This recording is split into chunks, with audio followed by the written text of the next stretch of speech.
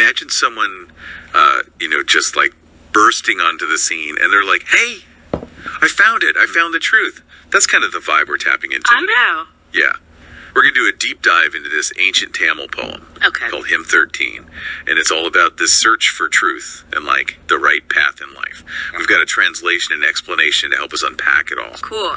Have you ever felt like you're kind of searching for answers, for something more? Oh, yeah. All the time. This poem might just speak to you. I'm intrigued already. What's really fascinating is how this poem just dives right in. Yeah. It's like the poet is saying, listen up, this is important, pay attention. There's no kind of booting around the bush, Totally. Okay, so first line. I speak the truth. Listen, O world, to the truth that has been realized. Whoa. Right. Powerful stuff. Yeah. It grabs your attention right from the start. I'm hooked. And it really sets the tone for the whole poem, this bold declaration and assertion of authority. The poet isn't just sharing like an opinion here. They're claiming to have directly experienced truth. Okay, so it's not enough to just passively listen. Yeah. It goes on to say, do not doubt or go astray in this message. Do not take the wrong path. Exactly. There's this urgency here, a warning against getting lost in all the noise and confusion of the world. It's like the poet is anticipating the challenges we all face, Yeah. when we're trying to figure out what's true and what's not. Oh, totally. But that raises the question, how do we know what's true? Especially in today's world, where we're just bombarded with information from everywhere. Such a good question. A question for the ages, really. Right. And this is where the poem brings in a key element, the divine. It says, he who is the embodiment of truth, the one who can do all things, think of him. Okay, so we're not just talking about some abstract philosophical truth here. No. This is about connecting to something much bigger than us. Exactly. And it deepens that connection in the next line. It says, he is the one who guides the soul to immortality, and it is for this reason that you must follow him. So it's linking this idea of immortality with following the divine. Whoa, okay, hold on. Immortality. Is this meant to be taken literally, or is there a deeper meaning here? It's definitely open to interpretation. It Yeah. could be literal immortality, or it could symbolize maybe a spiritual transcendence, a kind of liberation from this cycle of birth and death. Interesting. Or maybe it's about leaving a legacy that outlives you. What do you think? I'm kind of leaning towards that symbolic interpretation. It makes me think about how our actions and the impact we have can create a kind of immortality, That's a beautiful way to think about it. But let's keep going. How do we actually follow this path to immortality? Good question. So the poem offers some guidance. It says, with calmness and purity, follow the sacred path of righteousness.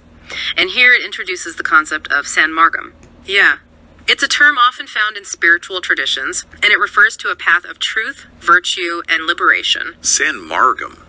It's like, it feels so powerful, like a secret code to unlock something incredible. How would you describe this path in a way that makes sense in today's world? It's funny that you say code, because Sanmargam really does involve a set of principles and practices. I think ethical conduct, Right. self-discipline, and constantly seeking deeper understanding. You could almost compare it to mindfulness, or living a life guided by strong values. It's about aligning your actions with what you believe. So it's not just about knowing the right answers, it's about actually living them out. Exactly. And the poem reinforces that in the next line. By adhering to this path, you will attain the true, fruitful life of truth. Okay. It connects Sanmargam to a life that is full of meaning and purpose, one that really resonates with truth. I love how this ancient poem can still speak to such universal desires. Yeah. That longing for a life that truly matters. It's timeless, isn't it? I'm really eager to see where this goes from here. And it keeps building on those ideas, Like, it's not just a solo journey. Okay. The poem says, the one who has a clear vision will attain the great fame of the divine. Oh, that's interesting. So it's not just about, like, personal fulfillment. Right. There's this element of recognition, of Yeah. being seen and acknowledged by something greater. Yeah. What do you make of that? It makes me think about the impact our actions have on the world.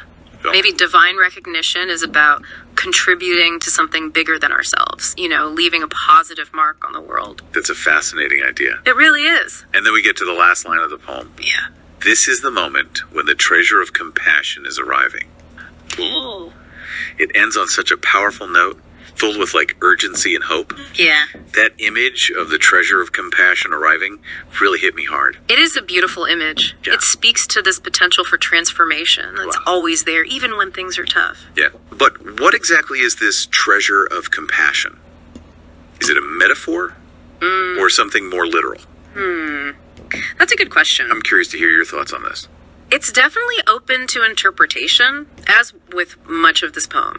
It could be a metaphor for like a moment of spiritual awakening, a sudden realization of interconnectedness and love, or maybe it's more tangible, a change in circumstances that opens up new possibilities for kindness and empathy. What do you think?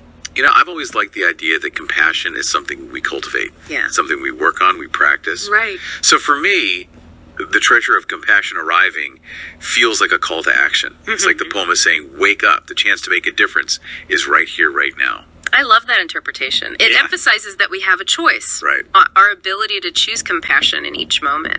And it makes me think, if we really believed that this is the moment when divine compassion is arriving, how would that change us? What would we do differently? That's a big question. I think we'd approach our relationships with more understanding and forgiveness. We'd offer help more quickly and judge more slowly. Yeah. Maybe we'd even be more aware of how our choices affect the planet and all living beings. It's a beautiful vision, isn't it? A world where compassion guides us, both individually and as a whole. Totally. But there's a part of me that's like, how do we know this treasure of compassion is real?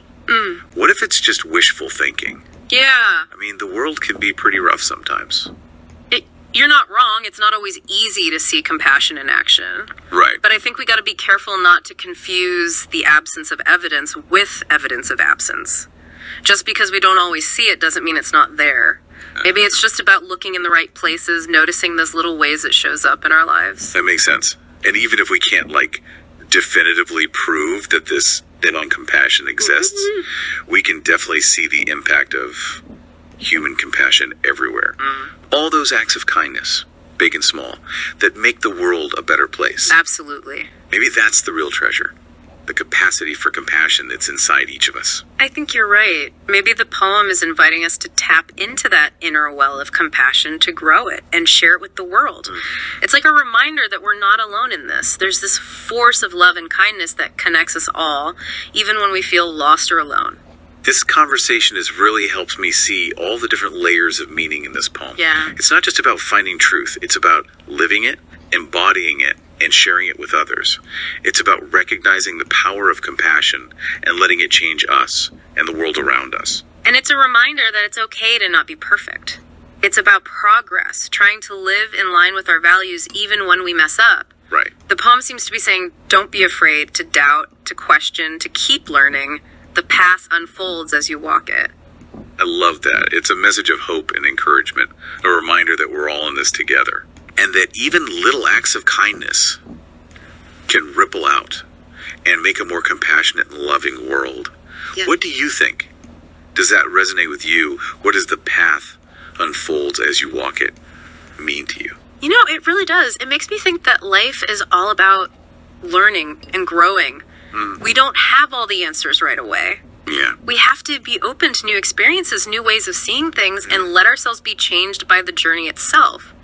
It's about trusting the process, even when it's uncertain or hard. And maybe that's where the real treasure lies. Yeah. Not in getting to some specific destination, but in embracing the journey itself, with all its twists and turns, and letting it shape us into who we're meant to be. Beautifully said. I think that's a really powerful message from Hymn 13.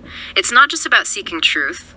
It's about becoming truth. It's about embodying compassion and love in every part of our lives. It's like this poem is giving us a compass. Yeah, you know? yeah. It's pointing us in the right direction, but we still got to take those steps ourselves. I like that. Like, it's reminding us that we have the power to choose where we go. Right. Even when we feel lost. And maybe the path itself is part of the treasure, you know? That's a really good point. Yeah. You know, it's interesting that you mentioned feeling lost. Yeah. Because one of the things that struck me about this Hymn 13 is that it's so urgent. Right. It's like, don't wait. This is it. This is the time to wake up, to get on that path of truth and compassion. Why do you think there's that sense of urgency? That's a good question. Maybe it's because life is precious, you know? Yeah. And it's short. We don't have forever to figure things out. Right. Or maybe it's about seizing the moment, recognizing that chance for change that's always there, even when things are tough. That makes a lot of sense. And it kind of brings us back to that image of the treasure of compassion arriving. Yeah. It's like the door's wide open, but we have to actually choose to walk through it. We do. This deep dive has really given me a lot to think about. It's not just about breaking down an old poem. Right. It's about actually applying these ideas to our own lives. I totally agree. And I think that's one of the most powerful things about these ancient wisdom traditions. Yeah. They can give us new ways of looking at those age-old questions, those challenges we all face, what we're all striving for. It's like they help us see ourselves in the world in a fresh way. So as we wrap up our deep dive into Hymn 13, Okay. I will leave you with one last thought. Right. The poem tells us, this is the moment when divine compassion is arriving. What would that look like in your life? How would your relationships, your work, your dreams, everything, how would it all be different if you truly embraced the power of compassion? It's an invitation to imagine a world where love and understanding are at the forefront, where we see how connected we all are and act with kindness and empathy. It's a reminder that each of us can make a difference, that we can be a source of light and healing for others. That's a perfect way to end it. Thanks for joining us on this deep dive into Hymn 13. It's been a pleasure. May its message of truth, path, and divine grace stay with you. Until next time, keep searching, keep exploring, and keep believing in the power of compassion to change the world.